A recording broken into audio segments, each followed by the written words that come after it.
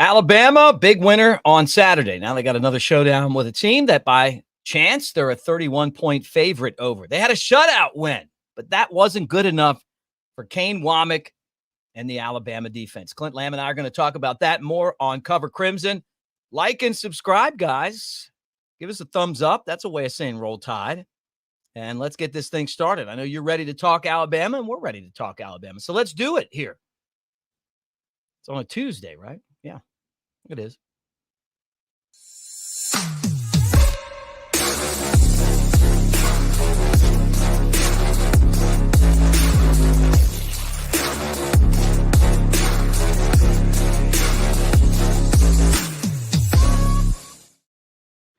All right, there he is, Clint Lamb. I'm Mick Gillispie. Guys, Cover Crimson and covercrimson.com. We come to you every single day. Got Mike Johnson, the All-American, coming up later today. If you're a member, you get to watch that. So join up right now and be part of what we're doing. And you can join us for $1. I mean, that's a deal. And there it is on covercrimson.com. All right, let's get right into it, man. Before we do any of the how you doing and all that stuff. I love that Kane Womack's like, hey, look, we won 63-0, didn't give up any points, not good enough. I mean, they had some opportunities. The missed field goal, could have kicked a field goal instead of going for it on fourth down. So they had a couple of opportunities where they were in scoring position. So, I like the fact that just because the result is what you wanted doesn't mean everything was perfect. And it's never going to be perfect, but you do see some things that maybe you're not happy with as a coach that can bite you later against better opponents. So him going back and watching the tape, he knows what he expects from guys. He's been watching them in practice every day. He knows what they're capable of. And also, he knows what was expected against Western Kentucky. So if he says it fell short, then I tend to believe him. Well, I think that's kind of a good mentality to have. I mean, Nick Saban was always like that. Nothing was ever good enough. And you talk to guys like Jay Coker, he's like, hey, it was always the hardest when we had games we were supposed to win. Everybody was focused if you're playing a team that could beat you. But those teams that you're supposed to beat, nothing was ever good enough for Coach Saban. I know it's a different mentality right now, but the mentality for Alabama always needs to be winning every week because it's you're everyone's Super Bowl every single week. Yeah, you got to have that mentality. You can't be complacent. Especially considering, it is Western Kentucky. You were a 30.5-point favorite. I understand they won by more than double that. So, you can't really ask much more of the guys as far as what the scoreboard read. A lot of explosive plays on offense, a lot of fun plays. A lot of really good plays on defense as far as limiting their ability to move the football consistently, applying pressure on the quarterback, getting turnovers. But it's like Kane Womack said, there were opportunity for a couple of more turnovers, and they didn't capitalize or didn't do what they needed to do to get that done. And it's like, okay, you see that, and you can be happy with the performance as a fan. That's completely fine. I watched it. I was super impressed with it. But at the same time, a coach's standards are always going to be a little bit different, and he's looking at the big picture. So who are we to say anything different? All right, there's Emily Grace, and she is on site in Tuscaloosa. Roll Tide, right there by Coach Saban. How about that? Yeah. You guys want to see him? Here, I'll move the tripod. Let's see him.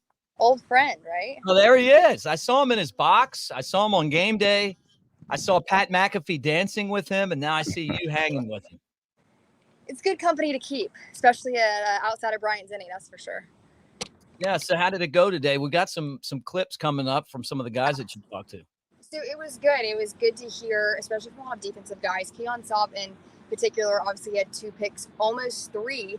And I think that's what Coach Womack was referring to, right? We saw a really good debut from Keon Sabb, but there were more opportunities for him. I asked him, or it wasn't me, actually one of the other reporters, saying, Coach Womack said, still not satisfied with the shutout, etc.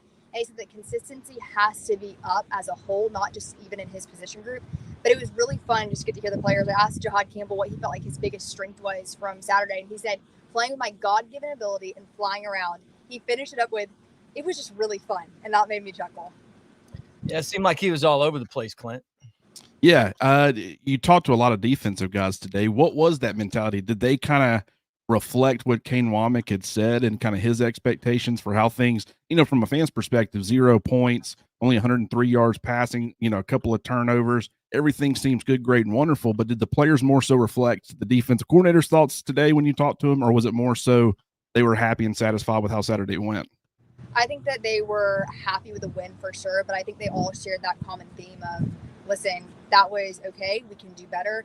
And I think what's sticking with them are those missed opportunities that they had on the defensive side of the ball. And I agree with you guys. That should be the mindset. Complacency, there's no time for it, especially with the schedule that Alabama has coming up. USF this week, Wisconsin, the bye week, and then you're playing Georgia in Tuscaloosa. So I think that overall the consensus from my perspective was happy with the win. They did have fun playing in that defense. It helps them as athletes. They get to be free, but we have to get better. And all those points do not count for this coming Saturday. Well, it's pretty exciting to come off of a 6-0 win. To not be happy about that. Clint and I were just kind of getting into that. I like that mentality. I mean, the guy that you're standing there by a statue never seemed to be satisfied. Exactly. And I think that that's something that needed to carry over, that fans were wondering, how would the ideology from Coach Saban's staff, especially defense, carry over with Coach Womack? And we're seeing similarities in the fact that I don't think we'll hear Coach Womack in a post-game presser on Monday say, yes, that was awesome, no notes for my guys.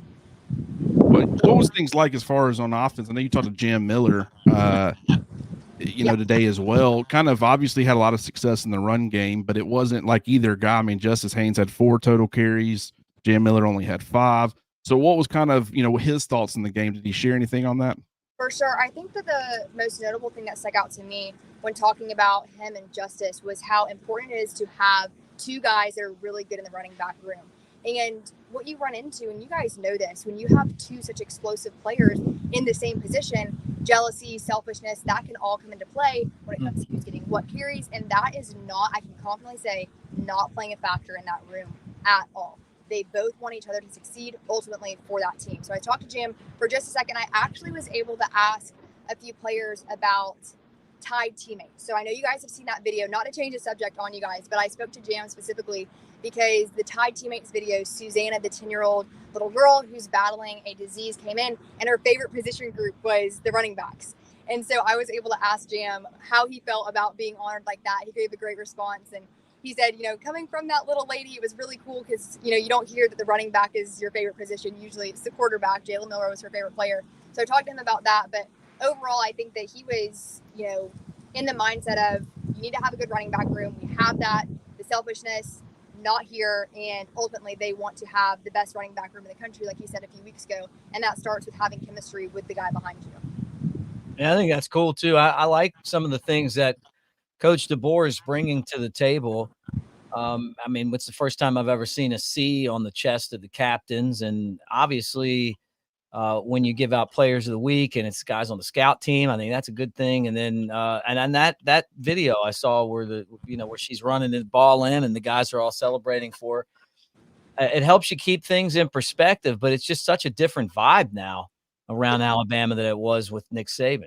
It really is. There's a lot of accessibility. I've talked about that, I feel like, every time I've been on with you guys. But that tradition, he brought it over from Washington. So I think it was called Rare Breed or something along those lines back in his Washington days. But he brought it over, and it has been already a hit. And I asked Jihaad Campbell about it as well. I said, from your perspective, and he just said it was really cool. And he said exactly that. He said it put in perspective how lucky we are to get to see that. I think the players are really enjoying that. There was an article written by Chris Lowe that kind of went into more detail about the hours leading up to the game, and they're also giving a plaque to a member of the support staff that really doesn't get recognition.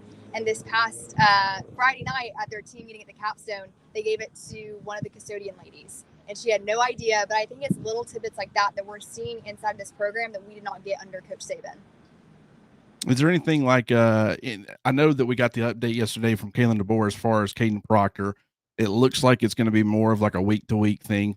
Is there any updates on that as far as, the performances of Elijah Pritchett and Wilkin Formby? I didn't hear anything along those lines today. I can go back and look and see if I missed it from another group that was chatting, but I didn't hear anything from Tuscaloosa today on the update on that. Anything else before we let you get off to campus and do some more stuff? I'm sure you've got to swing by and and see what's going on at Galette's for us, right? Oh, of course. I did speak with Kendrick Law. He's such a good interview. I love just hearing him talk. And someone asked him about, the pass that Milroe threw to him. Were you calling for it? And he was like, no, that's Milroe's job. And when made me laugh, he goes, I also don't think he could hear me anyways. And that cracked me up because I was right in front of him for that touchdown. And then for Jalen's rushing touchdown, he came right to me. And to hear them kind of break down that situation was pretty cool. Oh, that's awesome. All right. Well, thanks, EG. Good stuff. We'll take a look at clips from your interviews today. And when are you going to be back out there again? I'll be back down here tomorrow to talk to assistants. So as always, if there's anything specific that you guys want to know, let me know, our audience. I love asking questions that you guys want an answer to. So it'll be assistants. We won't know exactly who until we get there tomorrow, but it's always pretty fun to get to interact with those guys. There you go. Comment section. Go ahead and throw out some questions. We'll see if EG can get those asked tomorrow in the press conference, and plan on swinging by and talking to us afterwards. Absolutely. Bye, guys. All right. Appreciate it. All right. Good job. Always great stuff. Again. Yeah. Well, I mean, I think it's cool, like, just to have somebody down there to, be able to hear what these guys are saying. And let me just start with the offense right here. This was one of the clips that she sent from Jam talking about, the running back room. From each other, if one back doing good, you give the other back to, encourage his own self to go be a great player also. And it's like a culture, it can't be one good running back in a group. All great running back come from a great group. So we all just learn from each other and get better. There you go. It's definitely a deep room, the running back room, but it's so different now than it was, back in the 90s, where or the Derrick Henry year, where you just have one guy that wants the ball every time. This day and age of football, you really need to have like a rotation of guys. We saw that on Saturday between him and, and obviously Justice Haynes, and then Richard Young and all those guys. Hill. Yeah, you definitely did. And it is different because not only are you, sharing the workload amongst multiple people, but it's also more of a pass happy, era of college football. So like even the workloads that maybe one guy would have gotten way back in the day, you're not even splitting that over a couple of guys. You're splitting a much smaller workload. But, and to put that into perspective, Jalen Milroe, and we talked about this, how do you get three running backs involved with Justice Haynes, Jam Miller, and Richard Young when, Jalen Milroe is probably going to be a volume runner? You look in this one particular game, and Jam finished with 4 carries. Justice Haynes finished with 4 carries. Jam Miller finished with 5, and Jalen Milroe had 10. Now, obviously, one of those is a sack that counts as a carry. So, but it's the same amount, and part of that's design quarterback runs, part of that's unscripted, where it's a passing play that's called that he takes off and runs. But that is an element that Jalen Milroe brings to the table, and it's way too dynamic to not have that involved in your offense. And it's a lot more to account for opposing defenses. Look at what Justice and Jam did from a rushing perspective, and then look at what Jalen Milroe brings and what he did. And on top of that, you got dynamic playmakers in the passing game like Ryan Williams emerging. We think Jeremy Bernard's going to end up being a major part of this offense moving forward. And it's a real headache when you combine it with the scheme that Kalen DeBoer brings to the table.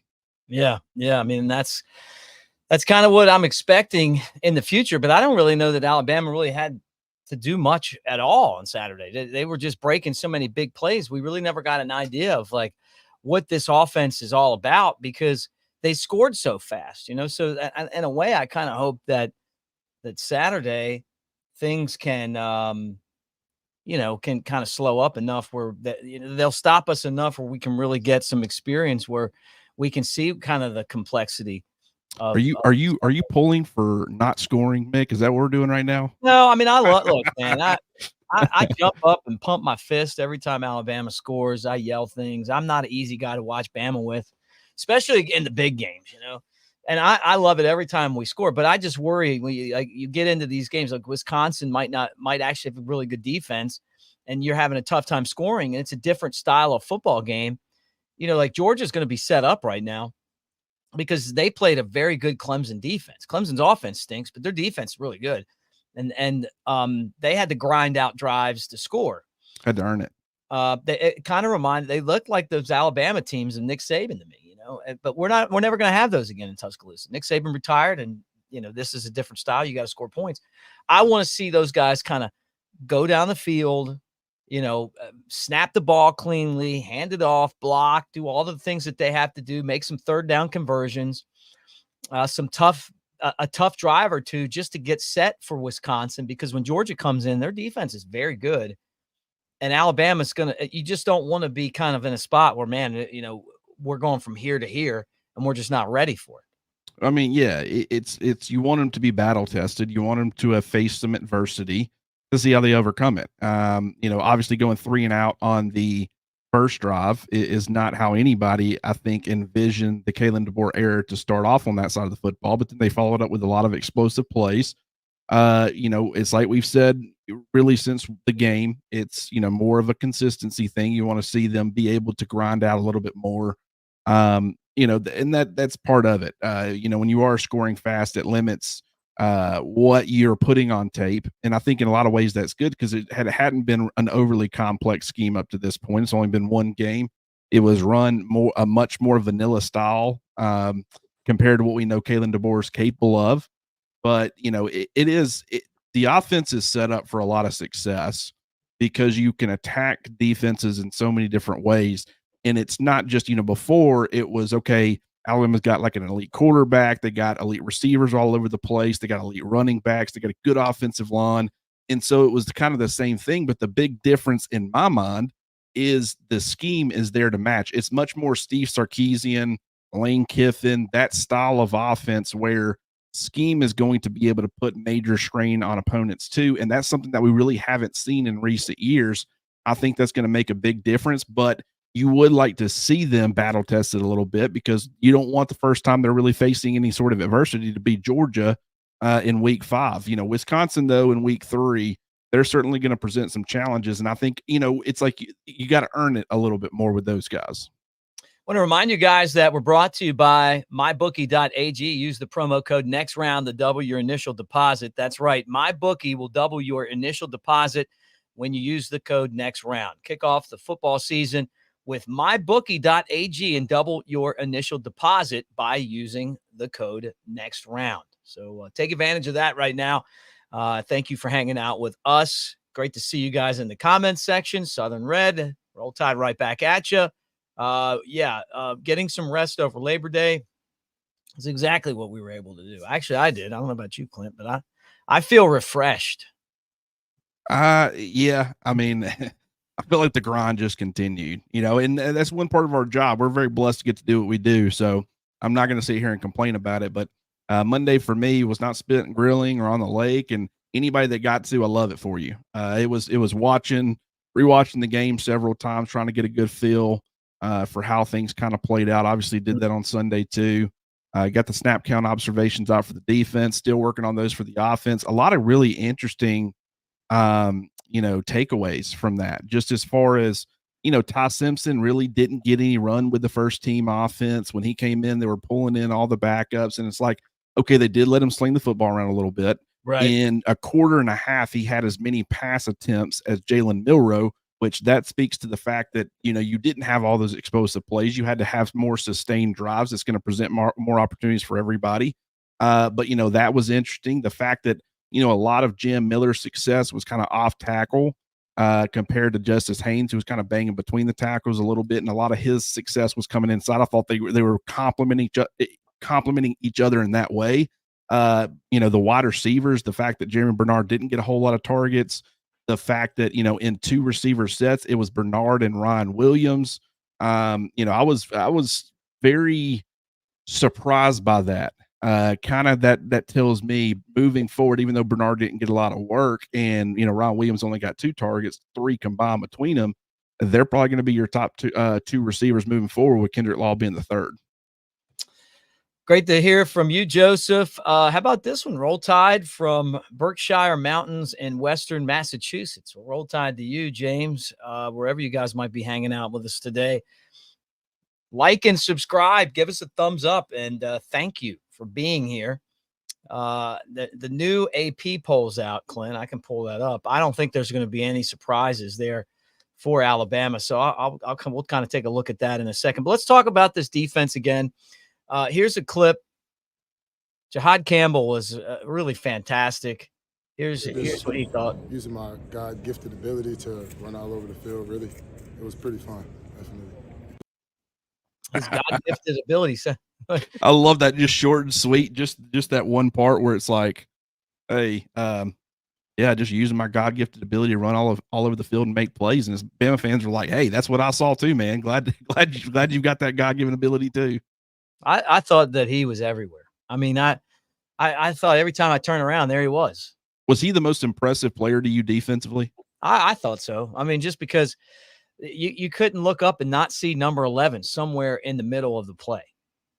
Yeah, I mean, I'm right there with you. And some people might point to Keon Sabb. I think Quay Russaw was kind of everywhere too. And just, I love the versatility of those two. I think kind of, it was funny. Russaw played like half of his snaps off the ball as like a shallow off ball linebacker. And then you had Jihaad Campbell, who was playing about a fifth of his snaps, I think exactly 20% as an edge rusher. So it's almost like they can kind of switch those guys a little bit. The roles are different when one's playing off ball. Quay Russaw is not being asked to do everything Jihaad Campbell is, but it's interesting how they can move guys around, create mismatches, do a lot of different things. And man, I thought both those two guys played excellent. I thought James Smith played really well, considering that was a big surprise at how early he got into the game and the impact that he made. He batted some balls down. He was kind of disruptive. He had a role as a situational pass rusher early, but he also got, some full series on his own early in the game. So I think he's going to be a major part of that rotation. It's just, man, anytime you start talking about guys who stood out, there's just so many of them. And that's a really good sign for first game of the season. Let's listen to Keon Sabb. He had 2 interceptions, almost 3. How many did Caleb Downs have last year for Alabama the entire season? This defense, we get so much freedom. He's allows me to be the playmaker I am, and for really all the guys, he's putting us in positions to be able to be free and be athletes and do what we do best and make plays. What did you think about it, Mick? I mean, I'd be confident too. I mean, he had 2 picks. Downs had 2 picks all last year. I mean, like this guy did it in the first game. Almost had a third, kind of a ball hawk type guy. But so much of that too has to do with the pass rush and the pressure that they put on the quarterback. You do that combo. You put pressure on the quarterback, and then you let the guys in the secondary go out and pick off bad passes. That's exactly right. I mean, and there was something else that like Womack was talking about it. He's like, hey, sacks are great, but there's such thing as strip sacks too, and we'd rather have those. And it's like, man, see, this is a standard that I don't even know. I mean, Nick Saban, obviously, he didn't think sacks were the greatest thing ever. But it is wild because there is no such thing as being, complacent with the performance that Alabama had.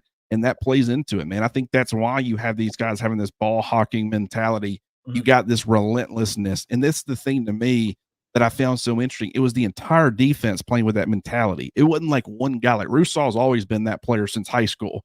Jihaad Campbell's always had a lot of that. Like there are a lot of players who play kind of relentlessly, have a motor, it runs hot, but it just across the board, it felt like because there was so much rotation and because they've kind of instilled this mentality where it's like, hey, when you're on the field, you get limited opportunities because we're rotating guys. You need to be going 1,000 miles an hour. And if you get tired, we'll get you out of there. We'll get somebody else in there. But guys aren't wanting to come out because they know, they want to get every snap they can because they know it's limited. It's creating this mentality amongst the entire, side of that football. That's just, it makes for a really good product on the field. Yeah. So final guy, let me pull him up here. And this is a guy transferred in from USC, Deontae Jackson. We've heard so much good things about him going into the first game. And then I want your thoughts on Deontae Jackson, what you saw, because it didn't seem like he was really getting thrown on a lot. Consistency. I mean, that goes with me, everyone in the building. I mean, you got stacked days and on top of days on top of days. Like, it's not just always going to be perfect. Ball isn't perfect. So there's always room for improvement, consistency. I thought that was, of the quotes that we got from the players today, I thought that was my favorite one, because I think that's a success in anything. If you can just stack, success on top of success on top of success. You do well one day, you do it well the next day, you do it well. Eventually, you do it well. Yeah, that's exactly right. And Damani Jackson, he didn't get targeted in the game. Xavier Brown got targeted twice. He didn't give up a catch. Jalen Mbakwe, I think, was targeted like 4 times. He gave up 3 catches. It wasn't nothing crazy. But I would say obviously there wasn't a whole lot of success for Western Kentucky. Only 103 passing yards. But a lot of these guys played extremely well in coverage. They were sticky. Devontae Smith on a crosser was all over the guy, ended up getting a pass breakup on it. Just across the board, guys played really well. I don't remember exactly what Zay Mincy, I think he was targeted once, but I don't think he gave up much yardage on it. I'd have to go back and find it, but it just the secondary was a pleasant surprise. And you would think the reason that it seems encouraging is going in, you thought that was going to be how Western Kentucky found success. I didn't think they were going to run the football super great. I didn't think they were going to hold Alabama's offense or contain Alabama's offense very much. It was okay. I think they can score 17 points is what I had predicted their score to be, which is, obviously 3 scores. And it's like, I think a lot of that's going to come through the air and maybe just some busted coverages or whatever. They didn't give up any points, 103 yards passing. And, were very effective really at all 3 levels, but, particularly in the secondary, they were a very pleasant surprise. You knew Keon Sabb was going to be a player. We knew that going in. You knew Malachi Moore, we didn't really do anything necessarily to stand out in this game, but you knew what you were going to get from him, and it was going to be a steady, solid play. From there, everything, even like the Devontae Smiths of the world, you hadn't really seen a whole lot of them, so you didn't know what to expect. And the early returns were really, really good. Yep. And now you got to focus on the next week's game. And I guess the big question everyone has is injuries. Caden Proctor, we kind of got mixed reports on his future, but they talked about it yesterday, and it sounds like it's day to day. Yeah, that's big. Because now you can approach it like, okay, Caden Proctor's going to be coming back at some point. It's good that you don't have a Georgia rolling into town in week 2.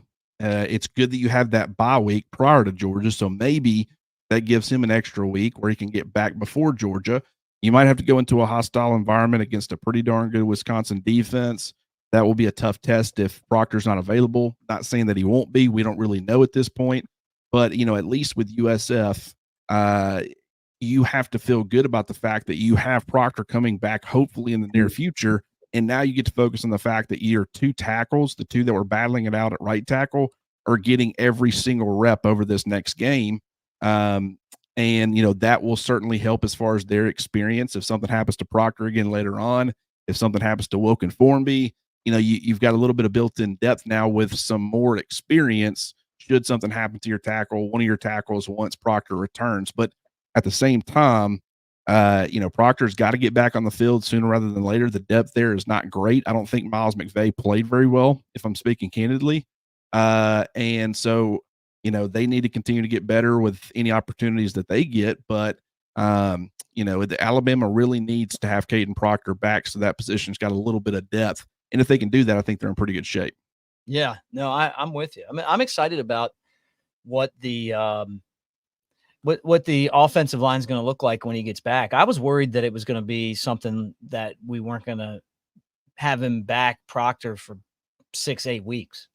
Yeah, that's exactly what I thought. And I will say, you never know with some of these things. We don't know the exact diagnosis or what he's dealing with or whatever. So they could think that it's going to be, a week to week thing. And next thing you know, that starts stacking. So I don't want to get carried away and be like, oh, he'll be back soon.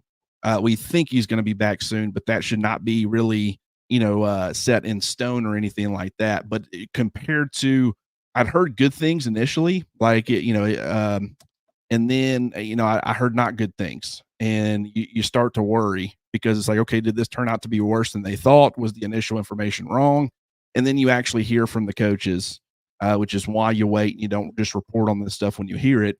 And, it's somewhere kind of in the middle where it's not really expected to be long-term, but it's more week to week. And, I think that's good for what, potentially could be, ahead as far as USF and Wisconsin. Yeah. Yep. All right. So the biggest going into, well, kind of just wrapping up the last week's game as we start to focus on South Florida. the biggest strength that you saw going back and watching the film? The biggest strength as far as what now? As far as Alabama, give me or a couple. Give me their biggest strengths that you went back and watched and said, man, you know what? I didn't think about this at the time, but they really did a good job of this, no matter how crappy Western Kentucky was. I think their ability to apply pressure, we knew it was going to be there somehow, but that feels like a real strength because you saw a lot of different guys winning. LT Overton was disruptive, whether it was against the run or against the pass.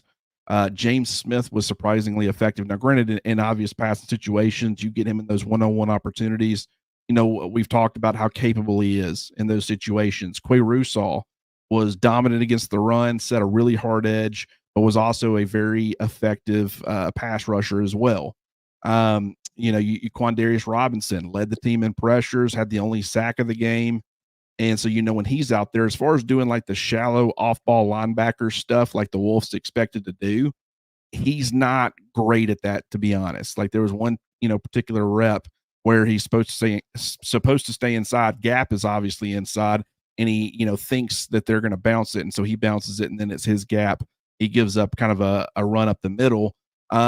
But, and that's why I think Quay Russaw is the starter. I think Quandarius Robinson, just, as much as you possibly can, just let him be an edge guy. Let him get after the quarterback in those obvious passing situations. But he's obviously very good at that. As far as pure pass rushers, and that being the only element, might be the best in that room.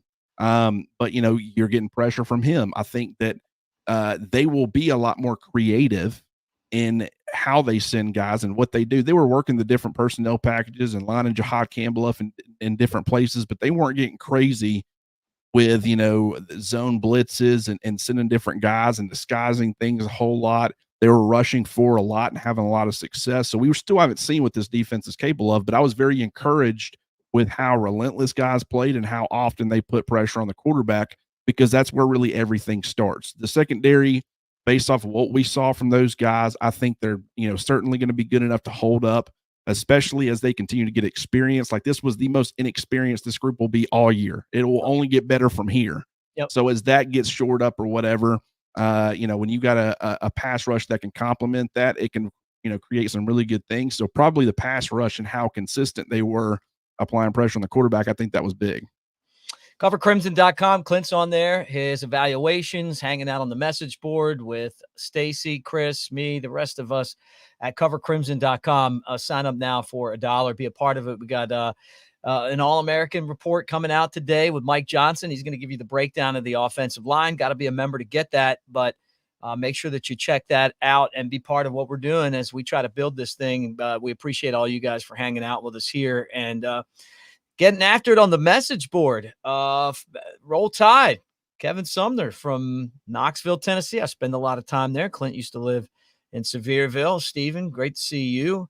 Lance, great to see all you guys. Even Chris, our Auburn friend, shows up every day. So I guess Auburn doesn't have a show, and if not, you're welcome here. I even saw on the message board where somebody's like, hey, I think this guy's an all right Auburn fan in my book. So, all right, let's talk about the things that you saw looking back on film that you worried about. There was definitely some rust at the beginning of the game, some penalties at the beginning of the game. Yeah. I'm not putting one bad snap in there. I'm just not doing it. I pretended it didn't even happen after what we had last year. But when you look at this team, I mean, it's hard for me to really get an idea of what we're talking about here because, like I said before, the opponent was so bad. But what'd you see? Yeah, I think obviously tackle depth was concerning. And, I like Miles McVay. I think he's more of a right tackle. I think he's the fourth best tackle that Alabama has. And so when you got your second and third on the right side, you obviously put the fourth on the left to kind of create a two deep there. But, I would say, a lot of people are probably going to be concerned about the fact that Jeremy Bernard only got one target. But once again, that's more of a product of just limited everything. Like, you would think, okay, you take away, I mentioned this earlier on the mailbag, or excuse me, on the stock up, stock down that Chris and I did. But if you take away that 85-yard run from Justice Haynes, he carries the ball 3 times for 17 yards. A lot of people, that's a good average, but a lot of people are going to be like, man, only 17 yards rushing for Justice Haynes. I was hoping to see more from the guy. And it's like, okay, but I mean, if that happens, you would think, okay, Jam Miller must have got a ton of run in this one and had a lot of success and probably been the starter. That couldn't be further from the truth. He had 5 carries. He had a lot of success. I'm not saying that he didn't. I'm saying he didn't have a much bigger workload at all, just one more carry than Justice Haynes. It's that everybody was limited. The number of offensive plays with the starting offense was very limited in this one. So like Jeremy Bernard, a lot of people were like, man, I thought this guy was supposed to be a wide receiver 1. He only gets 1 target the entire game. What's going on? I mean, a lot of times, and this is the improvement we saw from Jalen Milroe, he was working through his progressions more consistently. And that is a huge step in the right direction. I still don't think he's perfect, but, he is moving in the right direction.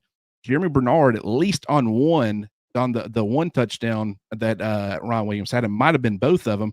Bernard was the primary target, and he wasn't open. And that's just, what Western Kentucky did. They took him away, and Jalen had to work down through his progressions to get to Ron Williams. That tells me, and the fact that he's working as one of the 2 receivers and 2 receiver sets with Ron Williams, he's going to be a big part of this offense. So I just think it was game script and how it worked out. Nobody needs to freak out about that. But depth on the offensive line, you would like to see. The penalties was a huge one. I think that's a great one. Not a whole lot of penalties in the second half, but first half was way too many. And they need to get that cleaned up for sure. And then, you would like to see a little bit better tackling at times, from certain guys. I think Sabb missed a couple, so, the tackling needs to get cleaned up. But this first game, I mean, they do a lot of tackling in practice, but it's not what it used to be. So early in the year, your tackling is a little bit off. So I would need to see that be a problem for a couple of weeks before I got worried. But that's kind of the good news, Mick. There just wasn't a whole lot to worry about with this game. Yeah, well, we'll find out this Saturday because figure there's a team watching film that gave Alabama some trouble last year. Now, this wasn't the same Alabama that we had throughout the season. This was the game where people felt like Nick Saban wanted to tell everybody that Jalen Milroe was the best option as quarterback. Do you agree with that? Do you think that Nick Saban purposely made him unavailable for that game? Or do you think that it was, hey, he's going to have to, if he's going to lead this team, whether it's as a starter or backup, he's going to have positive energy, which obviously happened. And, and you guys can check that interview out where he's talking with Lance Taylor of the next round about that. Kind of not necessarily that, but just the mental part of having to deal with being benched and then coming back and being the starter. I think it's interesting how that whole thing went down. I think there's some revisionist history to a degree on what people say went down versus what we heard at the time was going down. And, at the time, there were reports, and I remember talking to some people, and they said, Jalen wasn't happy that he got benched. And some people speculate, which we don't know for sure, and you very rarely will know for sure, but that's why, the way that he handled the initial benching, it was like, hey, we're going to get, Tyler Buckner some opportunities in this game. The way he handled that kind of went from, okay, he's going to get some opportunities to Jalen, you're not playing, period. You've got to learn to, take this stuff in stride, whatever. But what I will say is if that is how that went down, which I cannot definitively say one way or another, just can tell you what I heard at the time. And then, people look back and it was like, hey, he was good, great, and wonderful the entire week, whatever. What we know is by game day, he was wonderful. He was a supportive teammate. He was ready to ride for his guys.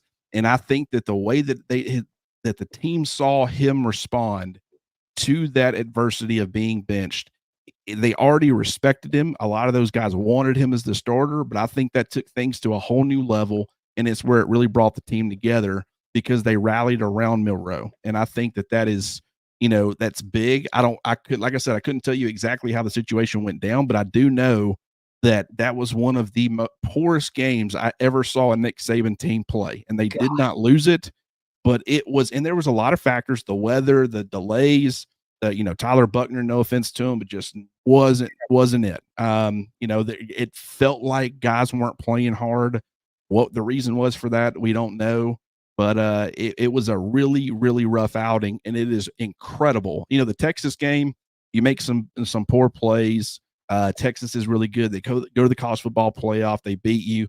That happens. What we saw against USF, that was where the emergency button was needing to be pushed. And the fact that they rallied around each other and they got right and they ended up having a very successful season, I will say, and a lot of people have already said and will agree, one of the best coaching jobs Nick Saban ever did.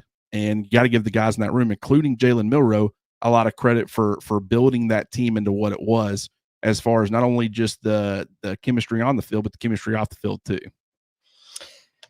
Yeah, but well said, man. I can't disagree with anything. I was shocked. I mean, look, I was shocked that Booker even came to Alabama. When they were saying that he was, leaving Notre Dame and then he came to Alabama, I was absolutely floored. And then when he comes in and he can't complete like the 7-yard passes behind the line of scrimmage, I mean, if I was one of the players, I would have just been like, "Are you effing kidding me here?" Yeah, I mean, some people like to say it was 4D chess by Nick Saban, and he wanted to put something out there to be like, this is why you guys need to be rallying around Jalen Milroe. Nick Saban's not doing that. That's not, it doesn't fit. That's not his MO, right? No. I mean, he goes out there treating every opponent the same, and that's what there's a reason that he took that mentality. And it would have gone against his belief system to say, hey, this is UCF. We can afford to do this. No. So I will never believe that was the intent. I think, he said in the week before he considered benching Jalen Milroe against Texas, and then Milroe led a couple of touchdown drives, so he decided to leave him in.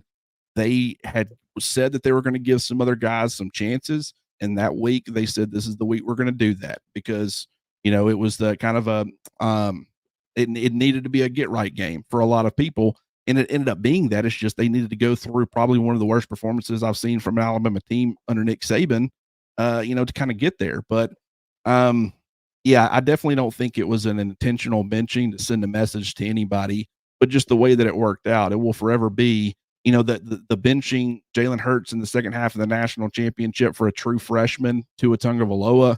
That's one of those legendary moments.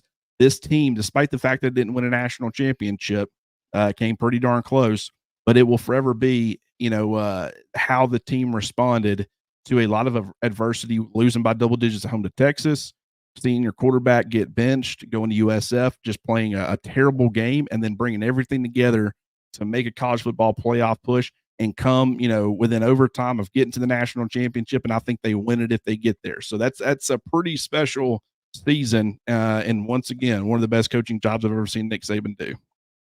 Guys, make sure that you like and subscribe. Please like. That's a way of saying Roll Tide, and we appreciate you guys for being part of what we do here on a daily basis. We pop on every day about 1 o'clock to talk to you about Alabama football and what's going on. Also, our channel is presented by mybookie.ag. Use the promo code NEXTROUND to double your initial deposit. That's right. MyBookie will double your initial deposit when you use the promo code NEXTROUND. Kick off the football season with mybookie.ag and double your initial deposit by using the promo code NEXTROUND. That feeling about Alabama. I picked Bama last week. Easy win for me. Should have gone Bama and the over. That would have been an easy win. Had a feeling about that. Didn't know they were going to shut them out, but now we got another match where it's 31 points. I'll tell you what I won't be doing. And I didn't really think about it. It just worked out this way. It was crazy how it worked. It was a 30.5 point line. No, 31.5. I'm sorry. And I picked 48-17. And it was like, man, that's 31 points. I have them coming up just short. So I picked Western Kentucky. I did admit at the time I didn't like that, but I had said my score. So I picked Western Kentucky, and I was wrong. Very, very, very, very wrong. And so what I will not be doing this week, just a spoiler alert, I'm going to be picking Alabama to cover that spread. So I try not to make the same mistake twice, but it was, I wasn't expecting the defense to be as far along as it was in this transition. I wasn't expecting the amount of depth that Alabama had offensively to all just continue to produce. And one of the things that helped Alabama get up there to 63, and we talked about it on last week's show, or one of the last week's shows, was, will they give Ty Simpson opportunities to operate the offense as he normally would? and not just turn around and hand the ball off and chew a lot of clock. Granted, he came in with 5 minutes in the third quarter, so obviously you're going to see some pass attempts. But they allowed him to operate it, and he led a couple of touchdown drives and really helped him get over the top. No doubt about it, man. Well said. We'll be back tomorrow at 1 o'clock. Again, subscribers, make sure that if you're not a subscriber, you are a subscriber, because you'll get to check out Mike Johnson's All-American Report. He's going to give a deep dive into the offensive line. I can't wait to hear what his opinions are on all of that. We'll have the Elephant in the Room show with Jake Coker. We did one yesterday. Make sure that you see that. It was a sick Jake Coker, but the thing that we know about Jake is that he's not afraid to play hurt. That's right. He showed up and did it anyway. And you know what? Still give the performance an A+. I mean, because it was I love, and I'll tell you, I loved it. I love it, and I love when you and I mean, obviously I've only gotten to see you and Mike once, but I mean that's going to be what must-watch TV for me, as it always is. You do a phenomenal job with those guys, and just the insight.